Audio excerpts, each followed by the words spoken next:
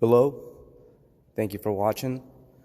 I usually don't do YouTube videos, but you can find me on Instagram at almost_2K_Toyo_Celica GT.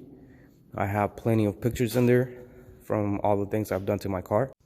Today we're going to learn how to install these BeatRush front performance bar for 99 to 2006 Toyota Celica, or some other people may know as 2000 to 2005 Toyota Celica. Upon searching on the internet, I couldn't find any videos that show how to install these bars. Now, I don't think they're all that difficult. They're just pretty basic bolt-ons.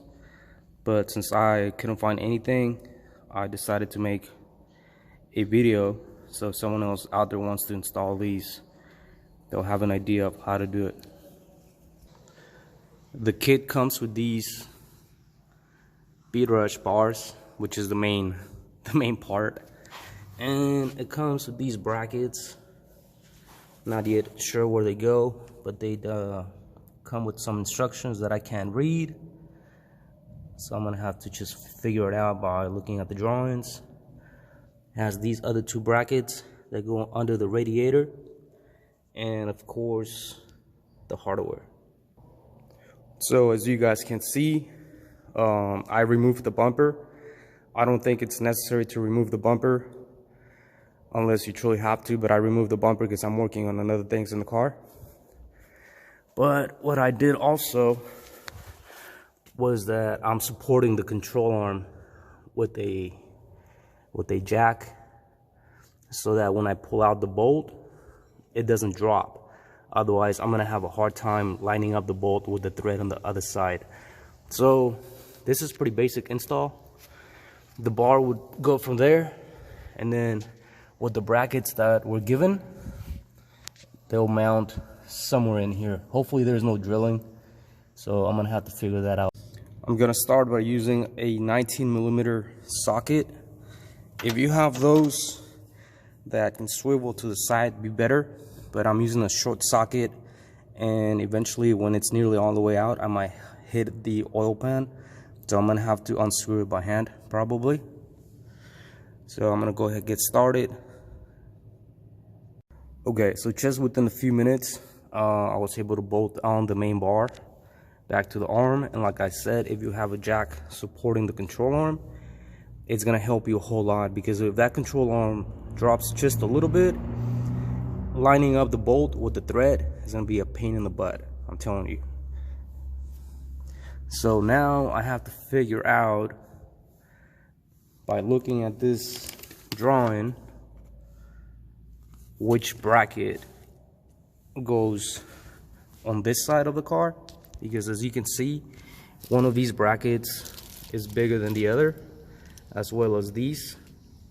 So I'm just have to look at the drawing now and figure out which one goes where. So by looking at the drawing, I was able to determine that the short bracket, which is this one, this short black bracket, and this long bracket go on the right side of the car, and I'll show you exactly where they go in a minute. So the long silver bracket, this one right here, you feed in through this hole, just like so, and then the nut should line up on this hole right there. Now this other bracket right here, I'll show you guys. I just figured out exactly how it goes.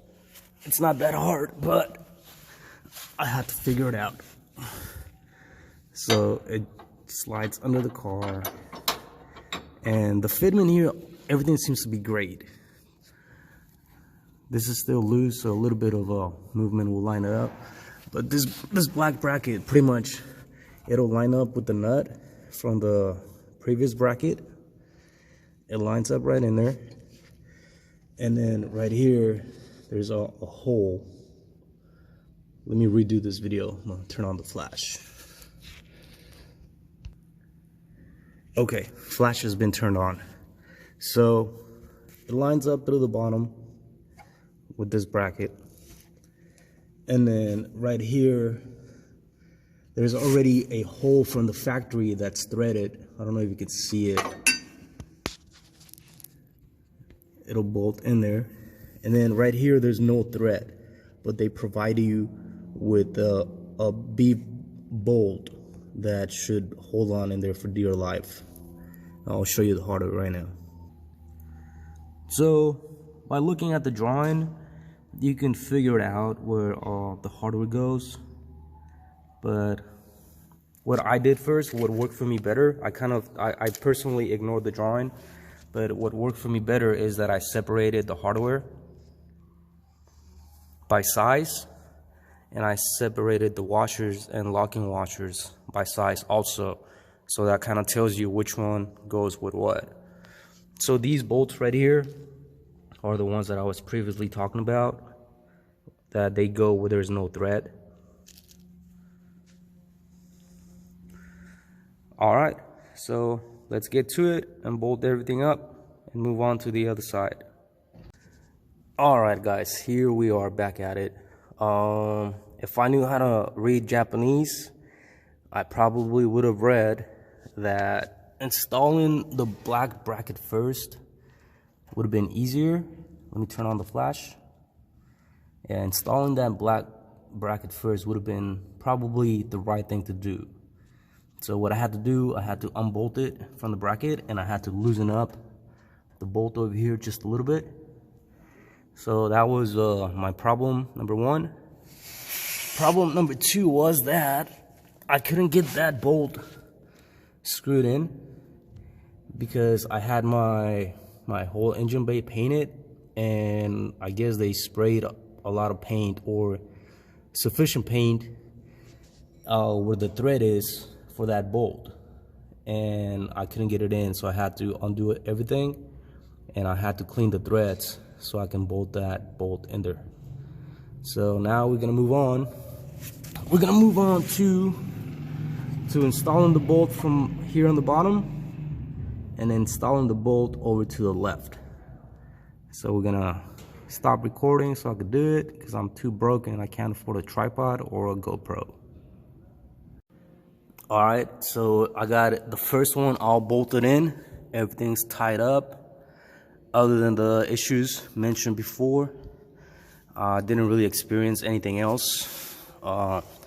Straightforward, just, you know, a trial and error. Now, one thing I could suggest that BeatRush should have done was that instead of using this type of bolt like this, they could have made this bracket longer. You know how I told you guys that this bracket goes all the way to this bolt in between, and it works like this. It has a nut welded to the bracket so that when you screw on this bolt right here, so that when you screw in this bolt, it has something to bolt onto. Now, I would have preferred if they would have made this bracket longer so that it reaches all the way back and you would have like two nuts to bolt onto rather than just one. Because I found out that this thing right here, you can't really torque it too much, otherwise it's just gonna strip. So in my opinion, the only bolts that are putting in work is this one and that little one right there. This one is really not doing a whole lot other than just keeping the bracket slightly tighter in place. And the acorn nut should be towards you, towards the right side of the car, so that it's easier for you to tighten this up, because you have to hold it back here with another bolt. And if you had it the opposite way, you would have a really hard time bolting this up through the inside. So this is just to let you guys know the tools you'll be needing. You're gonna need a number 19 socket to remove the bolt from the control arm. You're going to need a number 5 Allen wrench for this little bolt right here. Then you're going to need a 12mm socket for this bolt and that bolt. And then you're going to need a 17mm socket for this acorn nut right here. And last, you're going to need a number 8 Allen wrench to hold this bolt so that you can tighten it up. That's the tools required, other than other tools you might need to remove your bumper, maybe remove your wheel, or remove the plastics that I don't have, and things like that. But for the primary object, this is what you need. Now we're gonna do the driver's side. If you're in America, which is the left side, we're gonna go ahead and do that.